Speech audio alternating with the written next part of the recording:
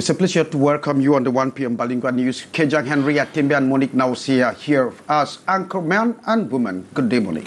Good day, Henri Kejang Atimbe. Mesdames, Messieurs, bonjour. Bienvenue au journal bilingue, le 13h sur Canal 2 International. Donc voici la mouture.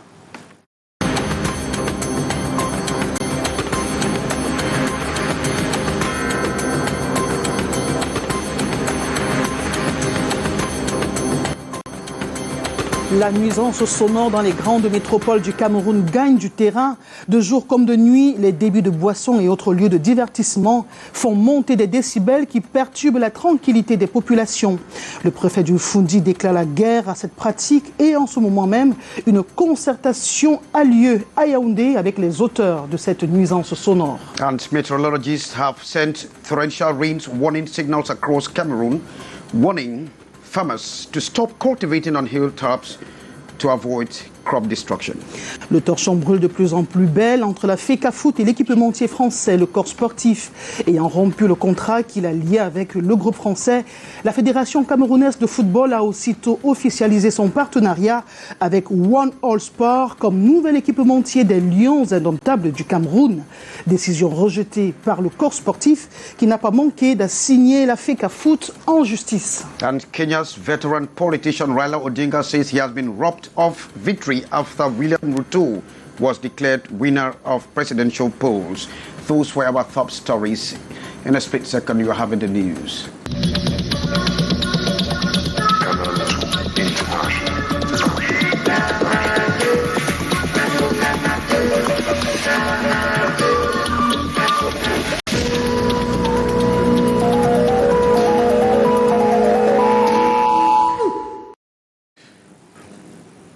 You are welcome to journals. It has been recommended that farmers should avoid cultivating on hillsides.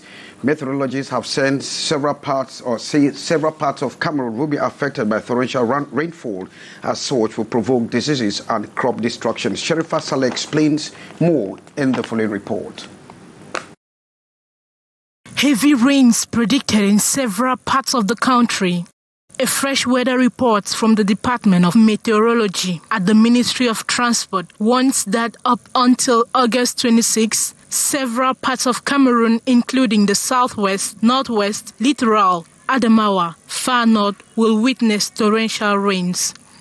Mundemba, Bamenda, Douala, Tibati, Tiko, Kongsamba, Yagwa and Kaile will be amongst the most affected localities, with high risks of flooding and landslides, according to the statement. The weather watchdog adds that the bad weather conditions could provoke diseases such as cough, flu, cold, as well as heavy soil erosion and crop destruction. It has recommended that farmers should avoid cultivation on hillsides.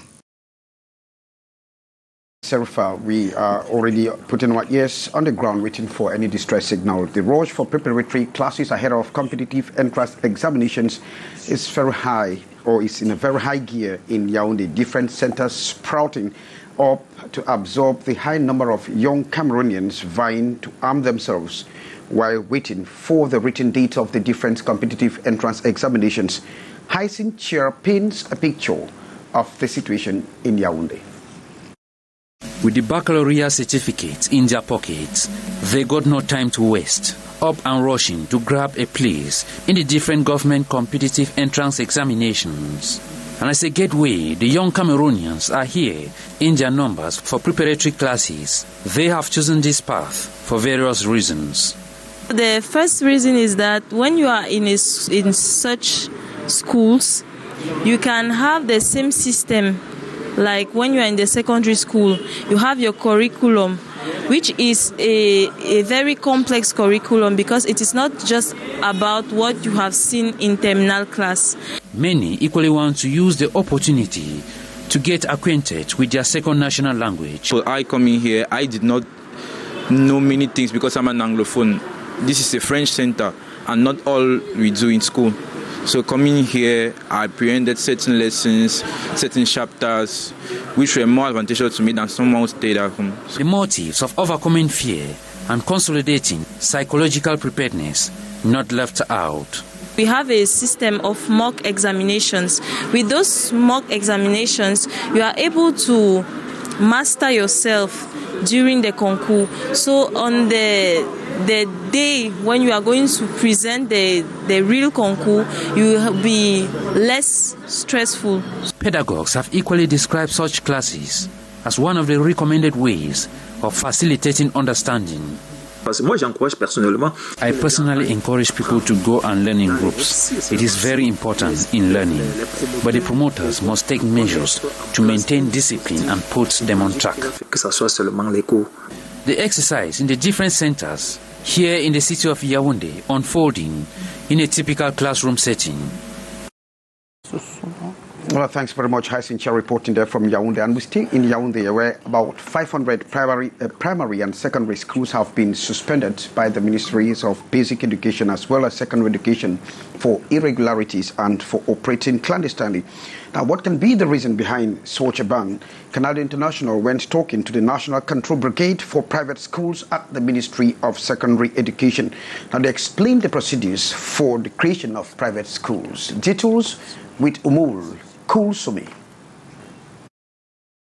Private secondary schools suspended are classified into two categories.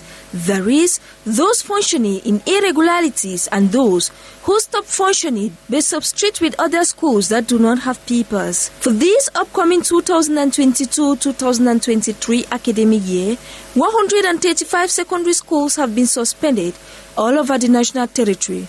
Reason raised includes difficulties presenting land ownership certificates, file on the list of specialties, a geometric study on the foundation of buildings, and a technical expertise document for existing building.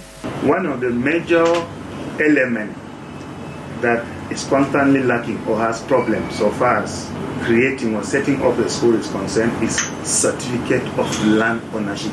And then secondly, there is a problem of land certificate. Most of the proprietors or most of those who want to venture into the school business have land that do not have land certificate. And when they constitute files and submit with that certificate of land ownership, the likelihood is that the file will be rejected. According to the controller at the Ministry of Secondary Education, the procedures are very clear. For you to open a private school, you must refer to the law on education or fixing the functioning of private school in Cameroon of 2004 and the decree of application of 2008. In these texts, the conditions to open a private schools are made clear. To avoid penalizing students like parents, the schools are mostly closed at the end of the academic year. Clarion call for parents to be more vigilant. Check on the ministry's website before registering their children in any private school. Well, thanks very much, Umulko Semi. Monique, now so you have the second part of our news, and you are flacking off with this warning coming from the senior divisional officer from Fundi. Yes, Henrique Djan-Atembe, le préfet du département du Fundi, il s'appelle Emmanuel Mariel Diquin. Il est en guerre contre la nuisance sonore, cette pollution qui perturbe la quiétude des populations de divers quartiers des grandes métropoles de la ville de Douala et de Yaoundé précisément.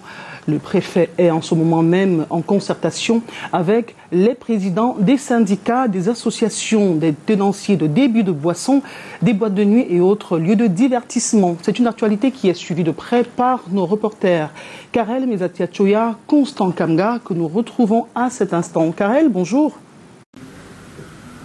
Bonjour. En effet, c'est une chasse ouverte contre les nuisances nocturnes que vient donc de lancer le préfet du département du Fundi, ici même à l'hôtel de ville de Yaoundé, ce mercredi 17 août 2022. Emmanuel Mariem Nigdem est clair, il ne veut plus de tapage nocturne et aucune perturbation qui va donc troubler la tranquillité des populations de certains quartiers de son unité de commandement, et donc suite au constat des fermetures tardives des débits débit de boissons, boîtes de nuit et autres espaces de divertissement, eh bien, il se concerte en ce moment même avec les présidents des syndicats et associations des tenanciers des espaces de divertissement en question. Question non seulement de tirer la sonnette d'alarme et d'attirer leur attention sur l'impact ô combien négatif que leur activité peut avoir sur la vie des populations et donc sur l'importance d'une telle assise. L'œil de notre caméra a capté la réaction du préfet du département du Fundi. Il est beaucoup plus explicite. Nous savons que les débits de boissons nourrissent des familles, c'est une activité.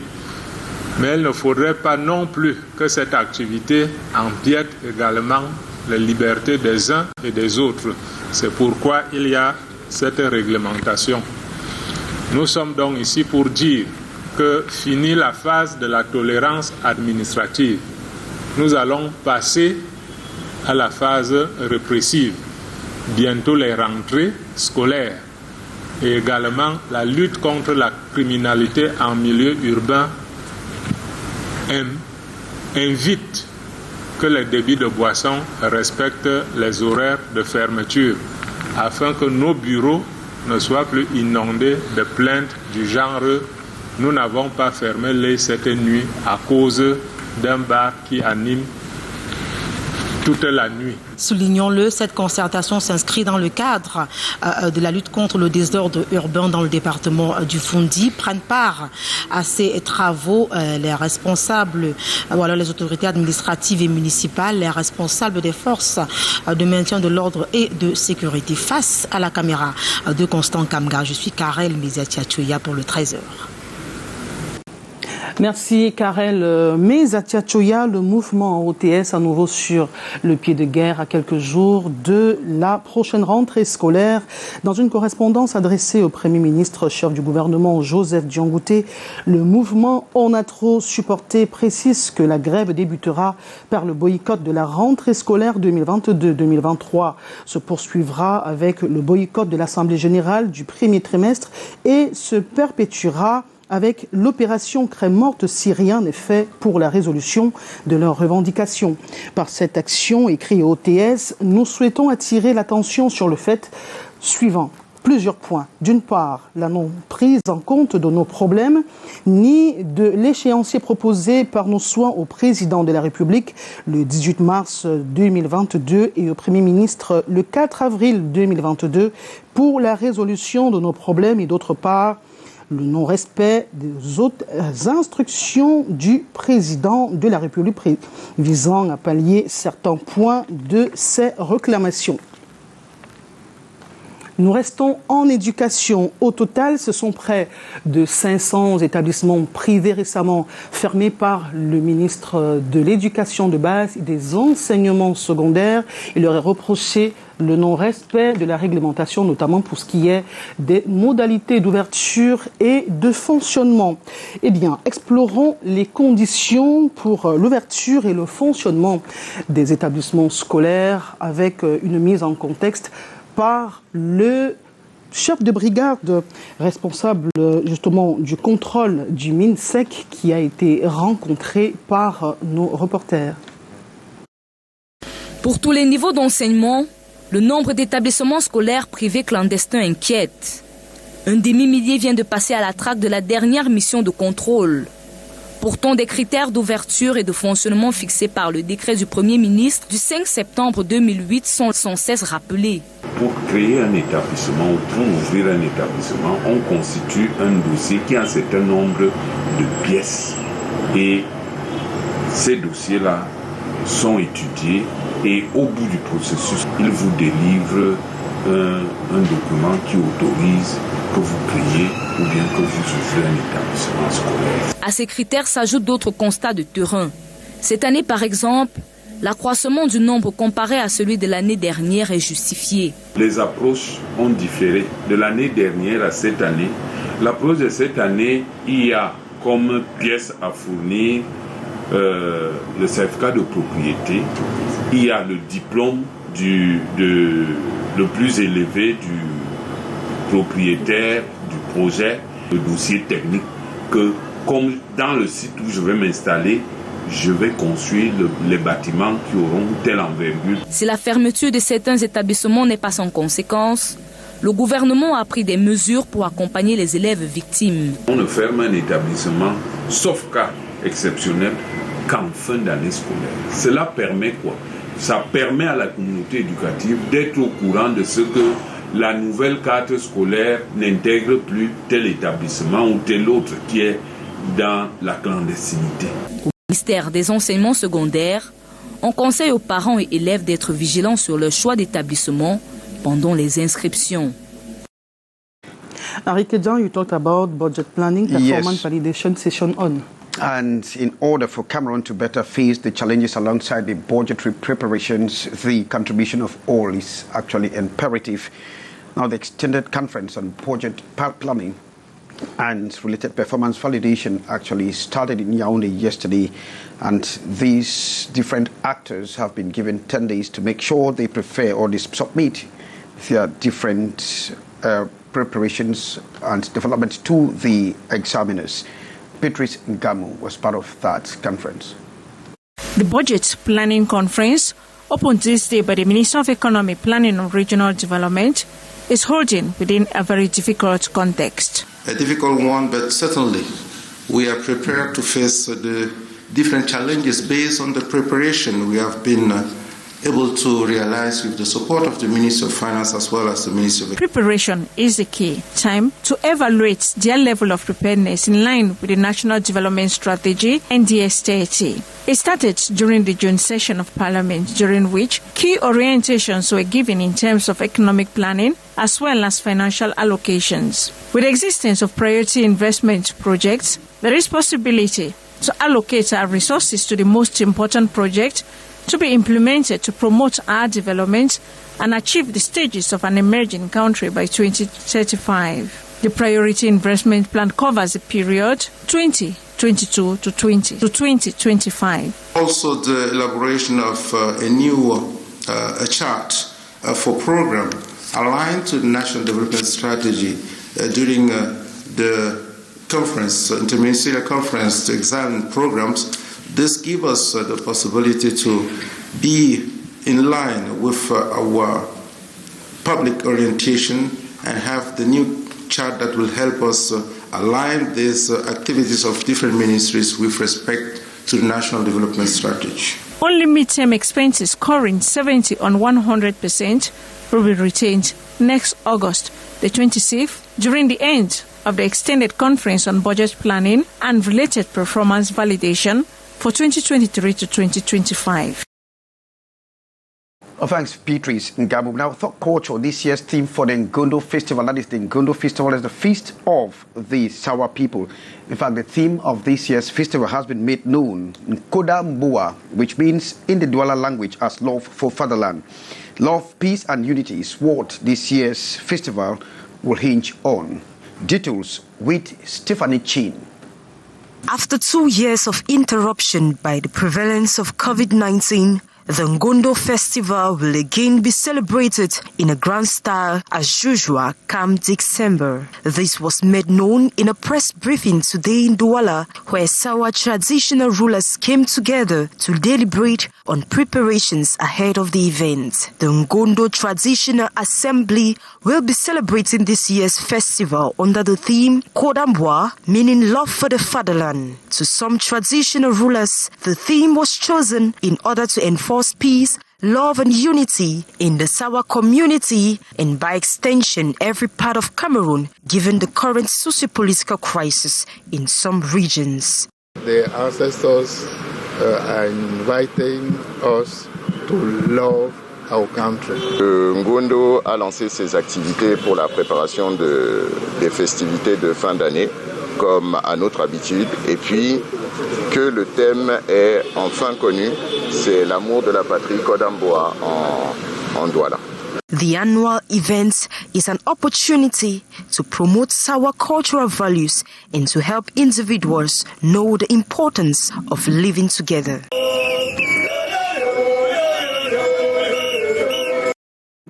Thanks very much, Stephanie Chin. Morning, we talked traditional medicine.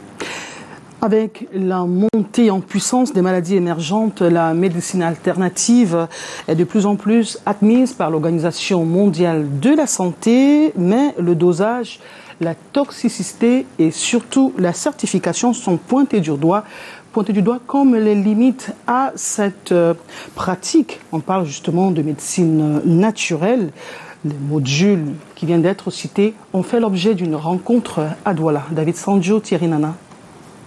Ils ont besoin de méthodes, les tradipraticiens du Cameroun. Si avec les maladies émergentes, ils ont prouvé leur efficacité dans la production des adjuvants, il est nécessaire de les encadrer. Il est important d'essayer d'organiser les acteurs afin de renforcer leurs capacités pour pouvoir produire des médicaments qui seront d'une innocuité avérée pour la population et surtout pour les bonnes pratiques de préparation de ces médicaments.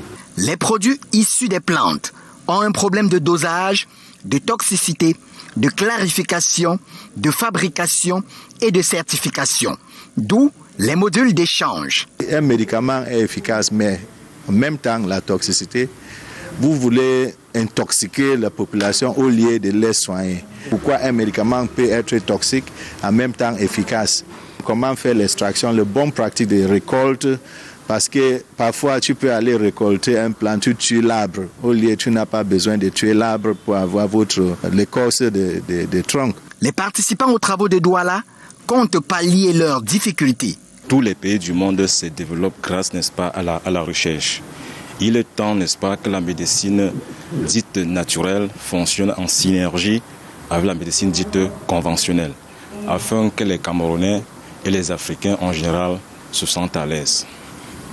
À Douala, du 16 au 18 août 2022, les tradipraticiens surfent sur les bonnes pratiques de fabrication de médicaments traditionnels améliorés et l'administration des soins de santé primaires appropriés. Vous souhaitez vous rendre au Qatar pour le compte de la Coupe du Monde 2022. Eh bien, les prix des séjours sont connus. La Fédération camerounaise de football vient de publier les prix de séjour. 9 millions ou 40 millions, c'est la fourchette pour se rendre au Qatar pour suivre la Coupe du Monde qui va se jouer dans quelques mois seulement.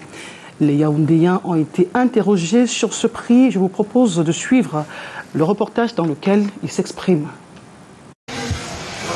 Bon, par rapport au prix des billets d'avion pour aller au Qatar, on doit diminuer cela. 1 million, c'est très abordable par rapport à la compétition. Apparemment, ce n'est pas abordable pour certains Camerounais, surtout les vrais supporters. Donc, la FECAFOOT doit essayer de voir comment faire pour gérer les supporters. Sinon, le Cameroun n'aura pas assez de supporters en Coupe du Monde. Le pouvoir d'achat au Cameroun est bas. Donc il faut vraiment avoir cet argent. Vu la conjoncture actuelle au Cameroun, je crois que c'est un peu plus. Si on pouvait amener ça un peu plus bas, ça serait un peu plus. Si on diminue, je vais voir, même à 800 000. Bon, on peut plus voir dans les 500 000. À 500 000, ça pourrait aller pour le Camerounais et envie d'aller au Qatar, c'est ça, là, la Coupe du Monde. Nous, peut-être, on ne va pas pouvoir le faire parce qu'on n'a pas assez de moyens. Mais ceux qui en ont vont le faire. Pourquoi? Parce qu'on voit comment les choses changent dans le foot aujourd'hui. Donc, du coup, ça motive. Que pour quelqu'un qui aime le football, le prix importe peu. Parce qu'on profite aussi pour se divertir et connaître le monde. Ce sont des avis qui ont été collectés par Bénédicte Ngono et Raoul Ngoufo. Ils ont baladé leur micro dans les rues de la cité politique du Cameroun. Nous restons en sport et nous vous annoncions en titre le torchon qui brûle de plus belle entre la Fédération camerounaise de football et l'équipementier français, le corps sportif, ayant rompu le contrat qui la liait avec le groupe français. La Fédération camerounaise de football a aussitôt officialisé son partenariat avec One All Sport comme nouvel équipementier des Lions indomptables du Cameroun. Décision rejetée par le corps sportif qui n'a pas manqué d'assigner la FECAFOOT en justice et le président de le corps sportif d'écrire dans un communiqué à quelques mois d'une échéance mondiale stratégique pour une équipe emblématique.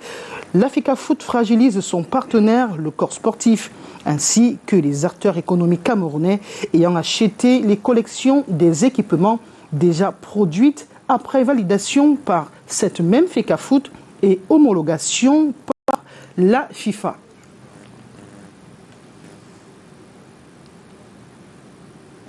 Henri Kedjan, the second part of the news. Yeah, on our international page or news page, we take you over to Qatar, where officials say that the stadium that is going to host the final match of the 2022 World Cup tournament is ready.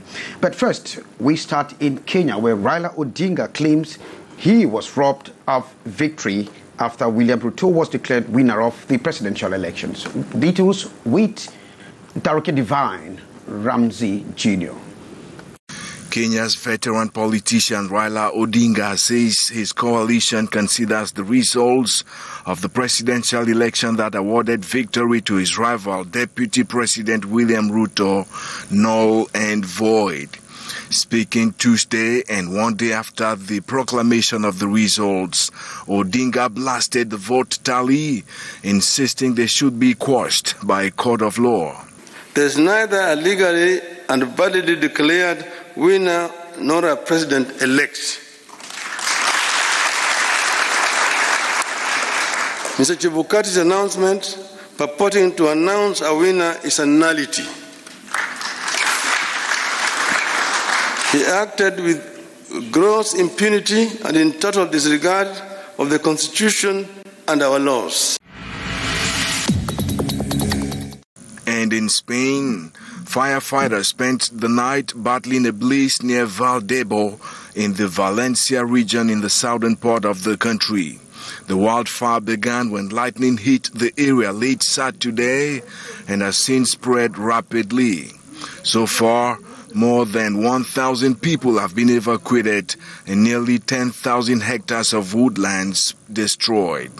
Valencia is the latest region to experience severe forest fires during Spain's prolonged heat wave.